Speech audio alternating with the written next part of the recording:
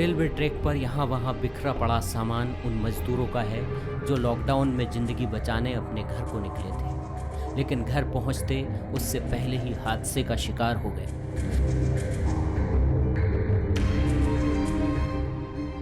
दरअसल लॉकडाउन में महाराष्ट्र की सरिया फैक्ट्री बंद हो गई। रोज कमाने खाने वाले मजदूरों को 2 वक्त की रोटी के लाले पड़ गए। नाम की जमा पूंजी थी जिससे किसी तरह महीना भर काम चला। फिर सामाजिक संगठनों और सरकार के भरोसे पेट भरने की ये मदद 2 से 3 दिन में एक बार ही नसीब हो रही थी। इस बीच एक खबर आई कि औरंगाबाद से कोई ट्रेन मध्य प्रदेश को जाने वाली है। 120 मजदूरों का जत्था पोटली में रोटियां और चटनी लेकर रेलवे ट्रैक पर चल पड़ा। लेकिन 40 किलोमीटर दूर आने के बाद कुछ लोगों के लिए भूखे पेट चलना मुश्किल हुआ तो खाना खाने के लिए रुक गए। खाने के बाद थोड़ी देर के लिए रेल पटरी को तकिया बनाकर सुस्ताने लगे, लेकिन इसी बीच थकान के कारण झपकी लग गई और इनमें से 16 मजदूर हमेशा हमेशा के लिए सोए रह गए। थक गए तो हम लोग पीछे हो गए 3 आदमी। हाँ, इसके लिए भी बहुत आगे निकल गए। फिर हम लोग वहीं पे बैठ गए थे। ये लोग सोए थे क्या रेल पटरी पे? बैठ के वहीं पे सो गए। और उसमें ये सामने आ रहा है कि उनमें से कुछ लोग थक कर रेलवे पटरी पे लेट गए और उनमें से 16 लोगों को रेलवे ने जो भी रेलवे जा रही थी उनके नीचे वो आ गए और उसमें 16 लोगों की डेथ अनफॉर्चुनेट डेथ हो चुकी है। हादसा बेहद दिल दहला देने वाला हुआ। उसकी तस्वीरें भी टेलीविज़न पर नहीं दिखाई जा सकती, लेकिन मानवता को झकझोर देने वाली ये घटना सिर्फ औरंगाबाद में नहीं हुई। लॉकडाउन पूरे देश में मजदूरों की यही बेबसी की कहानियां कहता है। दूसरे राज्यों में फंसे मजदूर भूखे प्यासे पैदल ही सैकड़ों किलोमीटर का रास्ता तय कर घर को निकल पड़े हैं और ये सिलसिला पिछले 40 दिनों से लगातार जारी है। हाईवेज पर ऐसी तस्वीरें रोंगटे खड़े कर देती हैं।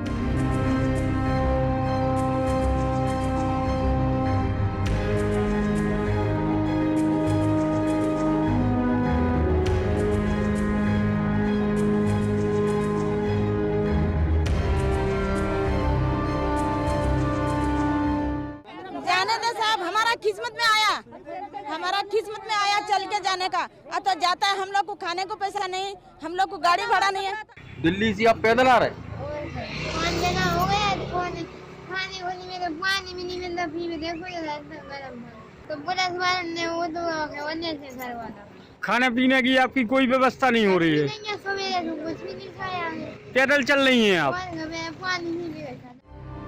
बड़ी बड़ी बिल्डिंग और रेलवे ट्रैक, सड़क और वो तमाम साधन जो विकास को रफ्तार देते हैं, उसे बनाने में अपना खून पसीना लगाने वाला मजदूर वर्ग आज हाशिए पर है। कोरोना के साथ साथ इस वर्ग को भूख प्यास से बचाने की जिम्मेदारी भी सरकार और समाज की है, लेकिन अफसोस इस वर्ग के लिए जो प्रयास होने थे वो नाकाफी दिखते हैं। हालांकि औरंगाबाद हादसे के शिकार मजदूरों के परिजनों को मध्य प्रदेश सरकार ने 5-5 लाख रुपए मुआवजे का ऐलान किया है। मुआवजे से परिजनों को आर्थिक संबल तो मिल जाएगा, लेकिन अपनों को खोने का गम शायद वे जिंदगी भर नहीं भूल पाएंगे।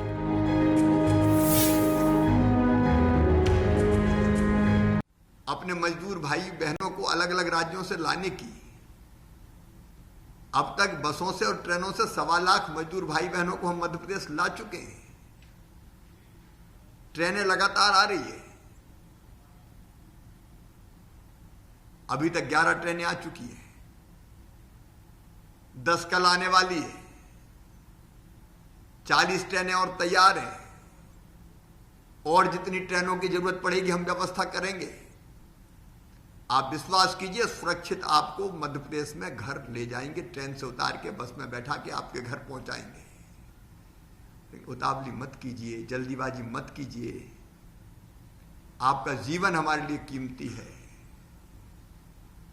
इसलिए मेरी प्रार्थना है आप जहां हैं वहां से कंट्रोल रूम मध्य प्रदेश के फोन नंबर कर दीजिए, आपका रजिस्ट्रेशन हो जाएगा। कंट्रोल रूम का फोन नंबर है 0755 24 111 80। नमस्कार, मैं हूं शरद द्विवेदी और आज का हमारा मुद्दा है मजदूर कितना मजबूर। रेलवे ट्रैक पर फैली हुई वो रोटियां जिसने देखी होंगी वो मनुष्य है तो बहुत गहरा हिला होगा सर। स्टूडियो में बैठे हम जैसे एंकर संजीदा चेहरे बनाकर इस पर बात करेंगे, करना हमारा कर्तव्य है। लेकिन ये घटना बहुत बड़े अंतर को रेखांकित करती है और ये बताती है कि धन कितनी महत्वपूर्ण चीज भी है। कोरोना में भी देखिए ना, यहां भी कितना बड़ा अंतर है। एक तरफ घरों में मटर पनीर है, नाना प्रकार के व्यंजन बन रहे हैं, व्हाट्सएप पे शेयर किए जा रहे हैं। वो बच्चे हैं जो N95 मास्क लगाकर अपने सुंदर बगीचों में तितलियों को पकड़ रहे हैं। एक वर्ग वो है जो कह रहा है आसमान कितना नीला दिख रहा है, नदियां कितनी स्वच्छ हो गई हैं और लॉकडाउन तो होना ही चाहिए। और एक तरफ भूख है, गरीबी है, पैदल चलते हुए बच्चे हैं, छाले हैं पैरों में। और क्या गलती थी उनकी? चटनी और रोटी खाकर नींद लगी तो सो गए। अब इसमें आप लापरवाही ढूंढ लीजिए, इसको आप बहुत बड़ी गलती कह लीजिए, इसको आप अक्षम्य अपराध कह लीजिए तो कह लीजिए। बहुत सारी बातें हैं साहब, लेकिन कुछ मसले ऐसे होते हैं जिन पर क्या कहा जाए। ब्लेम गेम में जाने की जरूरत नहीं।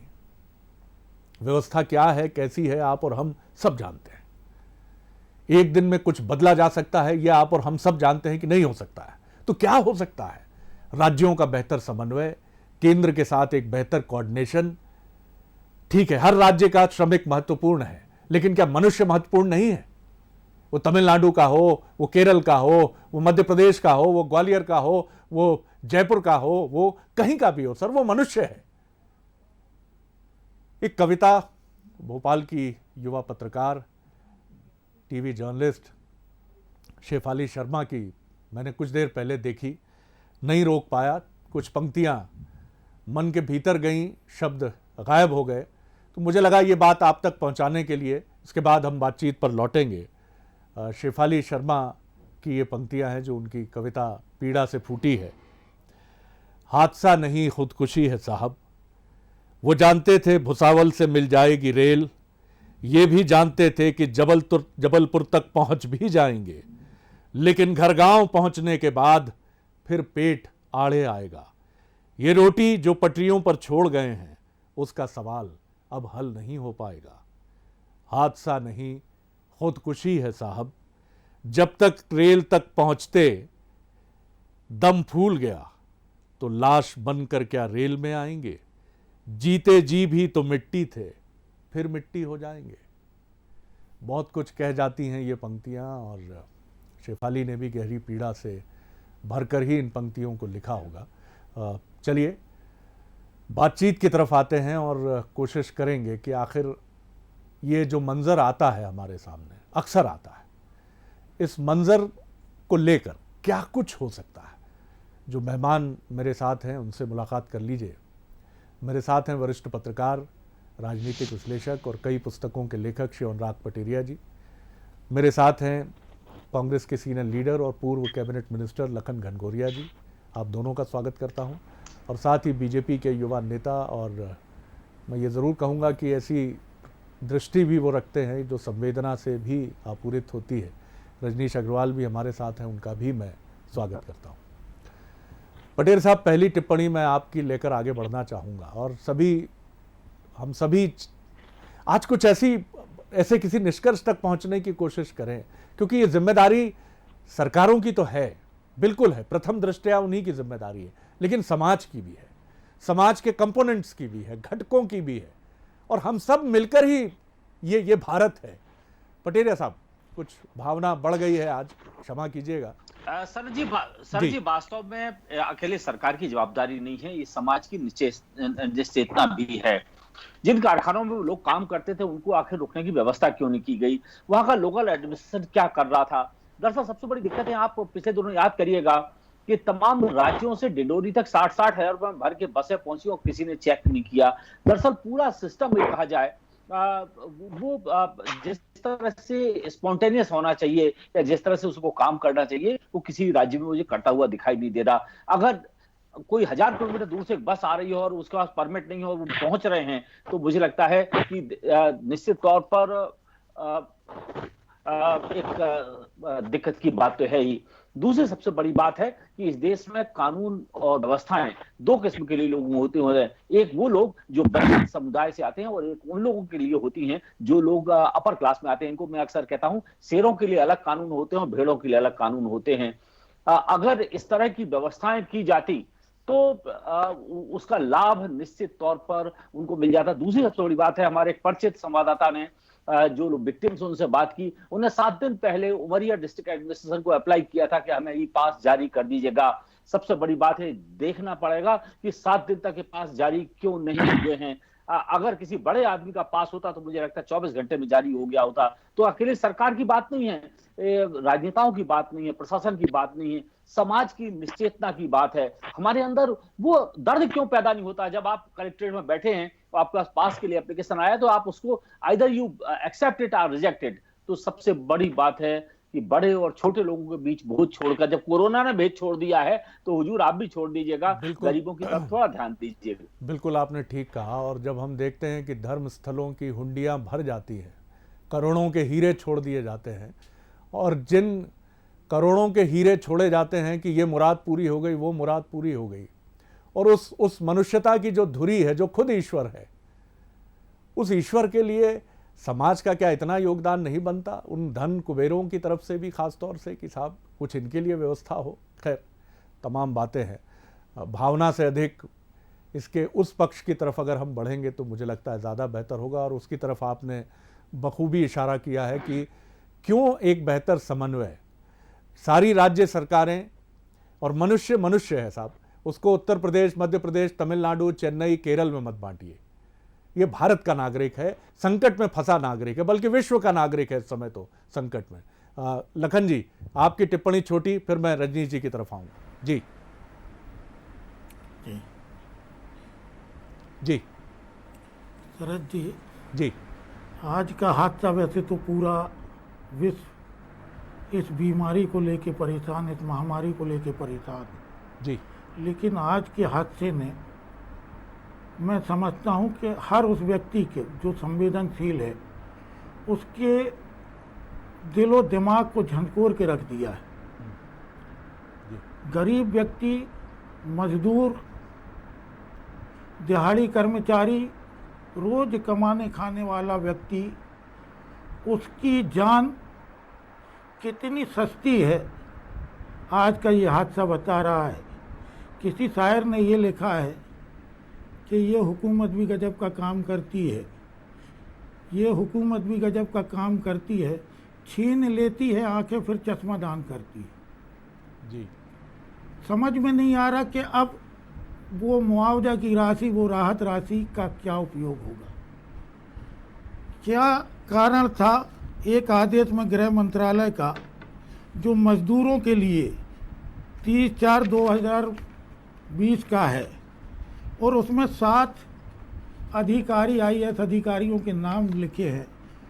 उसमें स्पष्ट आदेश है कि कहाँ से किसको क्या जवाबदेही है कोऑर्डिनेशन करने की, समन्वय बनाने की, कि कहाँ से मध्य प्रदेश का फंसा मजदूर किस राज्य से, उसके संदर्भ में कौन से अधिकारी से समन्वय के संबंध में बात की जाएगी।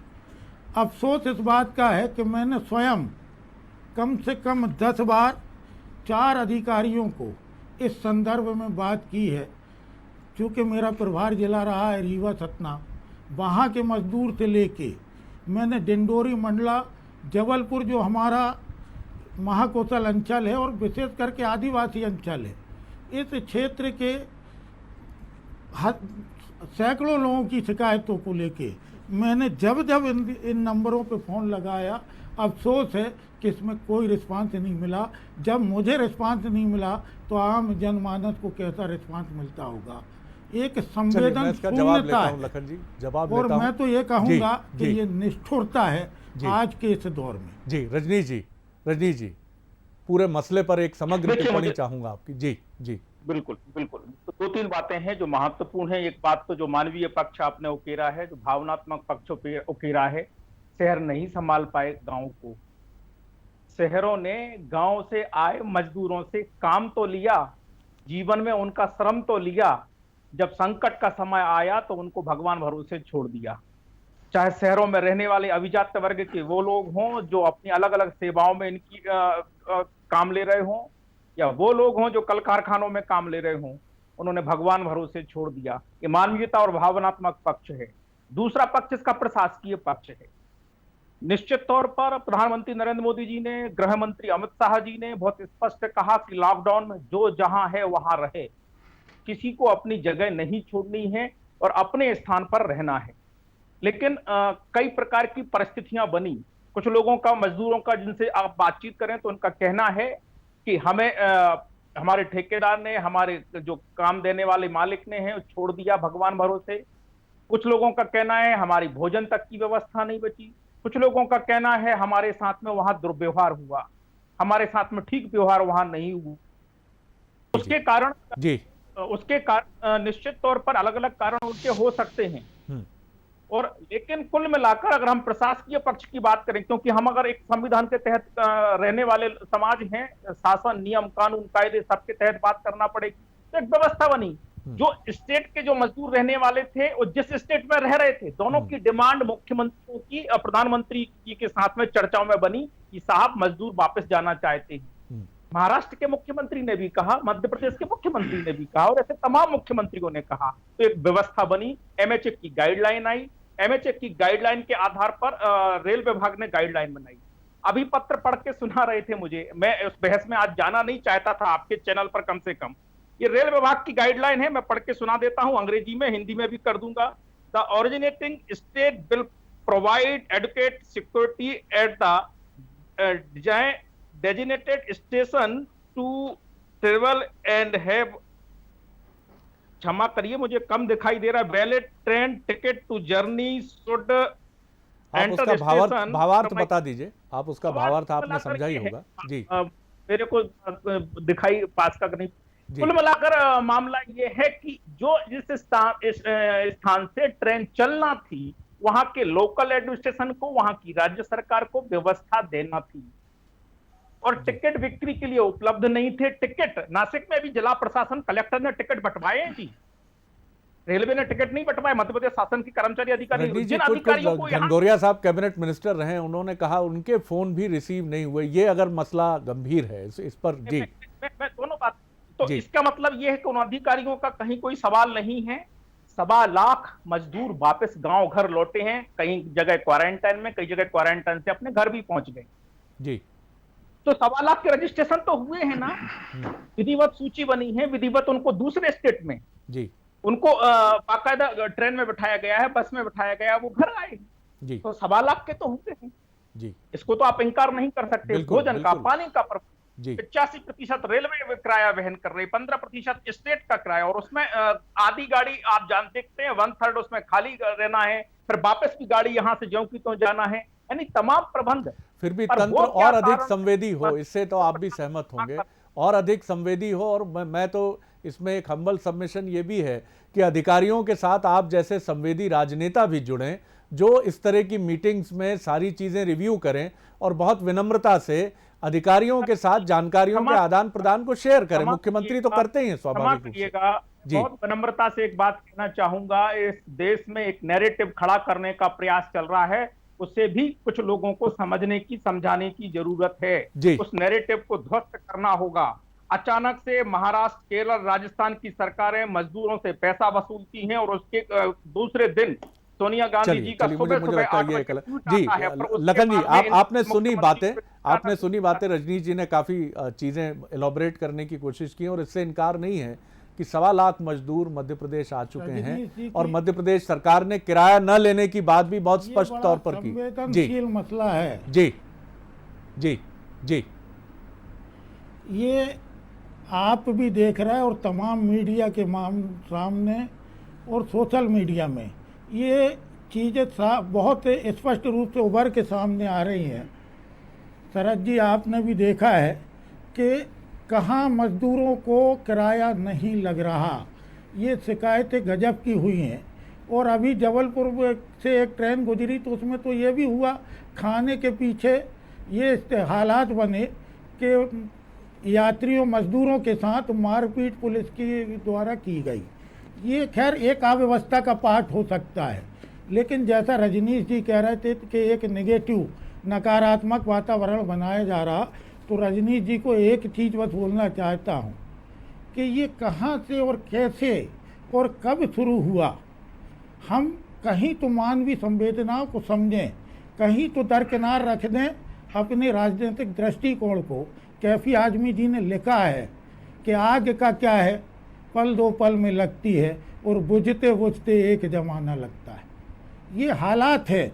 आपने इस पूरी कोरोना से लड़ने वाली लड़ाई को आप कहाँ नफरत की लड़ाई की तरफ मोड़ के ले जा रहे हैं। सर, पहले विषय तो पर चिंतन रहें। इस बात का लखन जी, होना मेरा आग्रह है ये कि लड़ाई विषय पर हम रहें। आप जी, सबकी है। जी जी जी आज हम जिस विषय पर बात कर रहे हैं, मुझे लगता है कि आज थोड़ा राजनीति को दरकिनार करके जितना विमर्श हो सके वो केंद्रित रहे श्रमिकों के हित चिंतन पर। ये बातें रजनीश जी ने शुरू की हैं। जी, ये बातें रजनीश जी ने शुरू की हैं।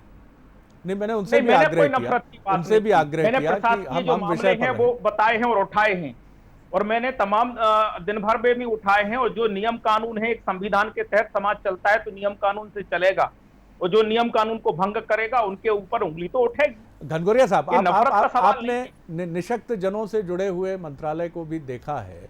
मैं आपसे जानना चाहूंगा बहुत संक्षेप में, वक्त कम है मेरे पास, आखिर क्या चीजें आपको लगता है, मैं फिर आपसे cutting across the party line एक दलगत राजनीति से ऊपर उठकर सिर्फ एक राजनीतिज्ञ के नाते, एक राजनेता के नाते सवाल कर रहा हूं, क्या होना चाहिए, हम कहां चूक कर रहे हैं? भूल जाइए कांग्रेस बीजेपी। जी शरद जी, ये आफत वैश्विक है। जी, ये आफत वैश्विक है और स्पष्ट रूप बहुत स्पष्ट है कि हमारी वसाहट, हमारा रहन सहन का तरीका, हमारी शैली निश्चित रूप से अब बदलाव मांगती है कोरोना की इस लड़ाई में। लेकिन हमें एकदम संवेदनशील होना पड़ेगा। प्रशासन में कोई भी हो, ये गलतियां जब जब हों तो कम से कम उंगली उठना चाहिए।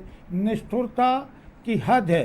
किसी राजनीतिक दल के ऊपर आरोप नहीं है, लेकिन जो मजदूर 1800 किलोमीटर दूर पे पैदल से चल के आ रहे हैं, उनकी आत्मा से पूछें, उन बच्चों से पूछें कहाँ से, या तो हम उनमें विश्वास जगाने में नाकाम रहे हैं, ये कहीं ना कहीं हमसे चूक हुई है। हम उन पे विश्वास नहीं जगा पाए कि हम आपकी सुरक्षा समुचित रूप से कर पाए। पटेल साहब, कंक्लूडिंग टिप्पणी आपकी, कंक्लूडिंग रिमार्क, वक्त कम है, 30 सेकंड में अपनी बात रखें। जी सर जी, मुझे लगता है ये जो हादसे हैं, चाहे वो मथुरा में दुर्घटना में 6 मजदूर मारे गए थे और चाहे 16 मजदूर अभी औरंगाबाद के पास मारे गए हैं, मुझे लगता है पूरा सिस्टम का फेल्योर है, सिस्टम का एक निष्ठुर चेहरा है। अगर उन्हें एडुकेट सपोर्ट सिस्टम ने किया होता, यानी समाज ने जिन उद्योगपतियों के वो काम कर रहे थे उन्हें दिया होता, तो वो पैदल चलने के लिए बाध्य नहीं होते। दूसरा सवाल उन लोगों पर भी है जो तमाम तरह के की चीजें तो बताते हैं कि हमने इतना कुछ किया है, लेकिन जो नहीं हुआ है उस पर भी हुजूर देख लीजिएगा। लोगों के पांव में छाले पड़ गए हैं और लोग पटरियों पर मर रहे हैं, तो कम से कम उन पर भी आपको ध्यान देना चाहिए। बिल्कुल, और सबसे मैं फिर कहूँगा कि इसको महत्वपूर्ण बात समझकर हम सबको ग्रहण करना ही है कि आखिर पैदल चलता, पटरियों पर चलता ये जो मजदूर है, क्या ये हमें दिखाई नहीं दिया? बड़े बड़े सामुदायिक भवन बनाए हैं हमने, बड़े बड़े अलग अलग धर्मों के बड़े बड़े संग्रहण केंद्र हैं, धर्मशालाएं हैं, जो मनुष्य ही रुकते हैं वहाँ। लेकिन इनको क्या ये मान लिया कि ये और कोरोना फैलाने वाले लोग हैं, इनसे दूर रहें? इस तरह की निकृष्ट भावना से क्या हम आगे बढ़े हैं कि ना इनको हमने भोजन दिया, ना हमने ठीक से इनको शेल्टर दिया? और मैं नहीं कहता, लाखों लोगों ने ये काम किया है इस देश में और बखूबी किया है, उसकी तारीफ करते भी ये श्रमिक नहीं थकते हैं, लेकिन कई जगह इसकी अवहेलना भी हुई है। और जब ऐसी कोई घटना हो जाती है तो उन लाखों लोगों के परिश्रम पर भी वो पानी फेरती है, जो बहुत जतन से और किसी गहरे मनन चिंतन के साथ मदद के भाव से आगे आते हैं। तो ये हमको ध्यान रखना है कि ऐसी घटना ना दोहराई जाए, ऐसी घटना ना हो। और मैं फिर कहूँगा कि सिर्फ एक समन्वय, एक बेहतर समन्वय राज्य और केंद्रों में, केंद्र सरकार में बेहतरीन समन्वय, एक जिसमें सारी चीजें तय हो। आपकी प्राथमिकता है किसके लिए? आप कहते हैं अंतिम पंक्ति तक खड़ा अंतिम व्यक्ति, वहां तक हमें पहुंचना है, तो आप पहुंचिए ना सर। ऐसा ना हो कि हम देखें कि तंत्र का पास किसी सीनियर ब्यूरोक्रेट के रिलेटिव को मिल रहा है, या किसी सीनियर पॉलिटिशियन के किसी रिलेटिव को मिल रहा है, किसी वरिष्ठ पत्रकार को मिल रहा है, किसी और ताकतवर दबंग शख्सियत को मिल रहा है। इसको भी देखिए सर, जिसने ताजमहल बनाया है, जिसने आपकी रेल की पटरियां बनाई हैं, जिसने बड़ी बड़ी मुंबई की एक बहुमंजिला इमारतें बनाई हैं, जो नियंता है सर, जो इस सृष्टि का रचयिता जैसा है, उसके साथ अगर आप अवहेलना करेंगे तो कोरोना का एक दंश हमको मिला है नेचर की तरफ से। आगे नेचर बहुत ज़बरदस्त तरीके से इसको रिप्रेजेंट करती है सर। मैं शायद भावुक हो गया हूं तो माफ़ कर दीजिएगा। आप तीनों पैनलिस्ट का बहुत बहुत शुक्रिया, बहुत धन्यवाद। आगे देखिए छत्तीसगढ़ आज का मुद्दा, मजदूरों पर राज्य बनाम केंद्र। नमस्कार।